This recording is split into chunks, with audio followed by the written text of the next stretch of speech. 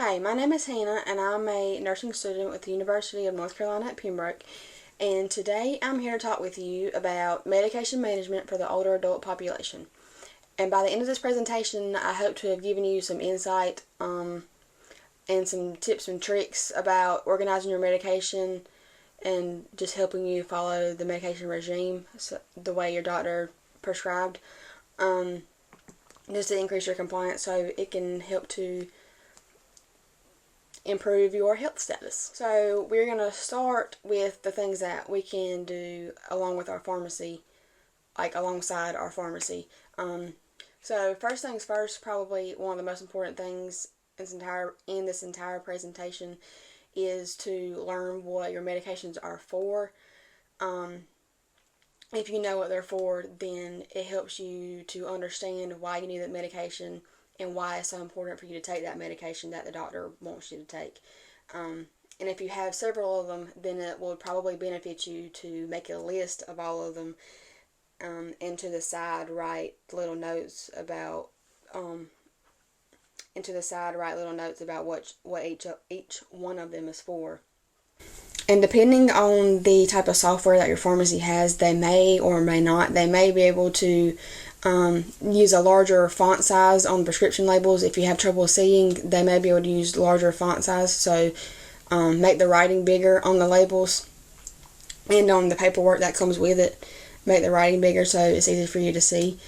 And if English isn't your primary language, then your pharmacy should be able to use whatever your primary language is on your prescription label. Because, if your directions and your medication directions are on your bottle in a different language, then how can they expect you to take your medications correctly in the way that you're supposed to? Exactly. So that's why they have that setting. So they should be able to change the language on your prescription labels to whatever your primary language is. They also have these things called snap caps. So I'm not sure why they're called snap caps, because they just screw on, they don't snap on. But this is a snap cap, what it looks like. It just screws on. Normally they come like this, where you'll have to pull down this little tab right here and screw it off at the same time. But for some people that may have like osteoarthritis, rheumatoid arthritis, it may be difficult for them to maneuver that. So for that reason, they use snap caps, which is much easier to get the lid on and off. And another big thing is to get all your medications at the same pharmacy. If you get them all at the same pharmacy, then your pharmacist has a complete list of all your medications, and they can see right there if any of them interact with one another. If you get your medications at different pharmacies, and this basically is pretty much impossible for your pharmacist to know all the medications you're taking if you don't get them all at that particular pharmacy. So there's no way for them to know if any of your drugs interact with each other if you get them at another place, because they don't know that you're taking it. So, and they call that term polypharmacy, when you get your medications at more than one place. So those are things that you can do like alongside your pharmacy, like working with your pharmacy.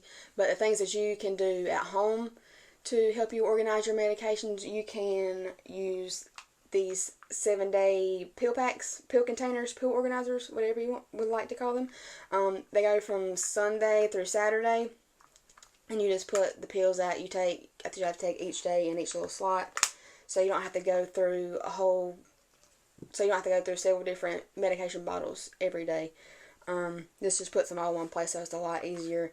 And if you have to take some, let's say you have to take some in the morning and some in the evening, then they actually have bigger ones like this. It'll be like this, where they'll have like additional rows on the bottom.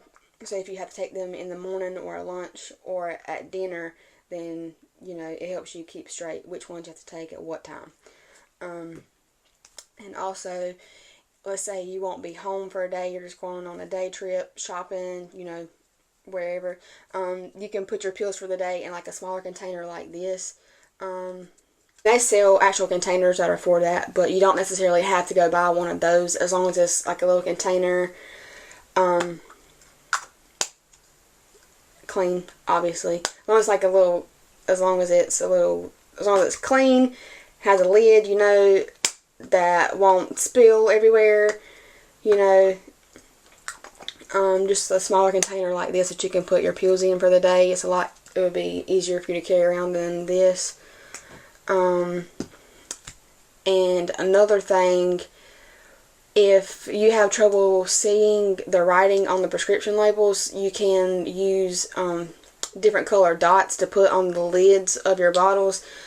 The brighter the better. So let's say we use green for blood pressure, pink for cholesterol, orange for prostate. It's a lot easier to see the colors than it is to see the small writing. So as long as you know what colors go to which medication, then that should help you keep straight the ones that you're taking, basically. One more thing that's a huge factor is the prices of medications. That is a huge thing that affects the medication compliance.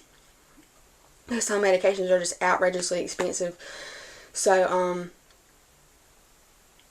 I just want to stress the importance of having a prescription drug plan. For most people 65 or over, most people will have or be eligible for a Medicare Part D plan. Part D is what pays for your medications. You can call Medicare, or I believe you can call your local Department of Aging, and they can set you up with someone that can help you find the right plan for you.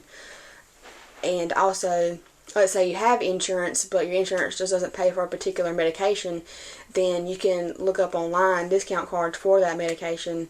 For example, GoodRx.com is one that we use a lot in the pharmacy that I work in.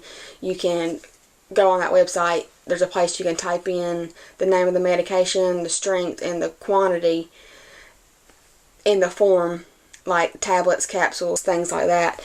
And it'll bring up a discount card for you to use at certain pharmacies. So a lot of the retail pharmacies are listed on there, so like Walmart, Walgreens, CVS, and a lot of times those prices are about right on the money whenever you show them to your pharmacy and they punch them in.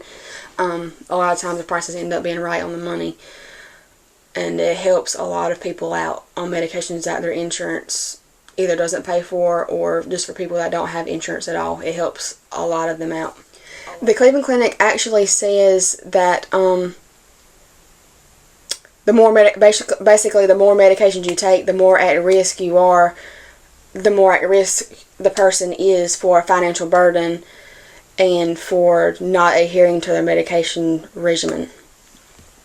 So for this reason, I want to stress to you the importance of having a prescription drug plan, and or using discount cards that can help bring your medication to a more affordable price. So let's do a quick recap. So for things we can do at the pharmacy, firstly, learn what our medications are for and keep a list of them so we can help keep them straight. Ask about larger font sizes on our labels. Ask about our primary language on our labels if it's not English. Ask about snap caps if we have problems doing tedious tasks. Make sure you get all your meds at the same place, and don't be afraid to ask your pharmacist any questions that you may have. It is their job to help you understand. It is their job to help you understand your medications and how to take your medications correctly and safely. And then at home, we have the 7-day pill organizers like this, or they have the ones for if you take pills different times of each day. We talked about using stickers on our caps and using these little individual containers if we won't be home for the day, so it'll be easier to carry. And we talked about GoodRx discount cards and the importance of having insurance. I hope this presentation has helped you in discovering ways that you can manage your medications more effectively. If you have any questions, feel free to let me know. And I thank you for your time, and I hope you all have a good day.